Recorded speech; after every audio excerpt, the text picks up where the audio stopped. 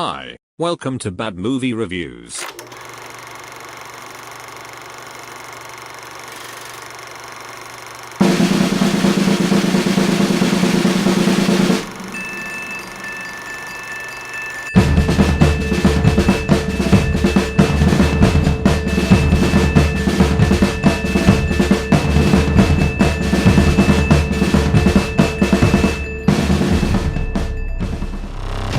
A lifetime has passed since the horrific events of Taco Tuesday.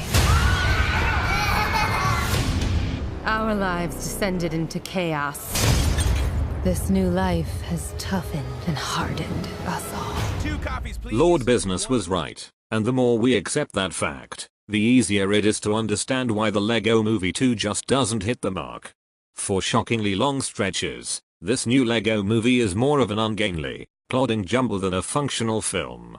It never fully comes together without breaking up the forward momentum, and sadly that means it doesn't work. The Lego Movie 2, the second part, is undone by its pedigree and diminishing returns, resulting in a perfectly average movie that should have been so much more. The movie is frantic and repetitive. And kind of tired.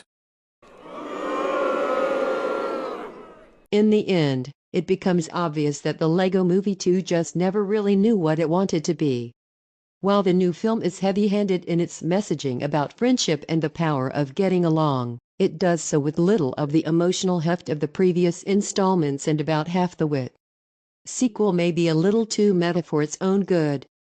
It unfortunately slips into most of the common sequel pitfalls. The movie is exhausted and exhausting. Here I am watching a movie about Legos, and the whole thing felt a little preachy. What passes for narrative requires manufacturing an antagonist whose motivations never make sense and whose very existence disregards the absurd yet otherwise continuous rules defining Emmett's universe. The movie is such a non-stop assault on the eyes and ears that it's not merely a challenge to keep up with everything that's going on, but a headache. Some secret ingredient is missing from this Lego Movie's attempt to recapture the spirit of the original. The sort of movie that gives you a headache if you're old, but a vast amount of joy if you're a kid. By this point, I think I've had enough of the Lego movies. These things can only go so far, and I think they may have exceeded their natural lifespan. The animation is just as visually stunning, but in the end it's just pieces of its former self. The deconstruction of corporatized play culture gets run through the sequelizer machine, with predictably accurate results. It's like watching an infomercial where children mindlessly smash heaping piles of name-branded toys together for the better part of 2 hours, although the children are invisible for the most part.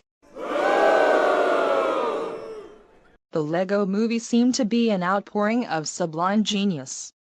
Its sequel seems to be the product of hard labor.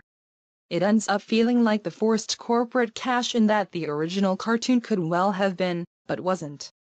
While Lord and Miller come up with a seemingly endless supply of clever asides, their main storyline feels flat and unformed.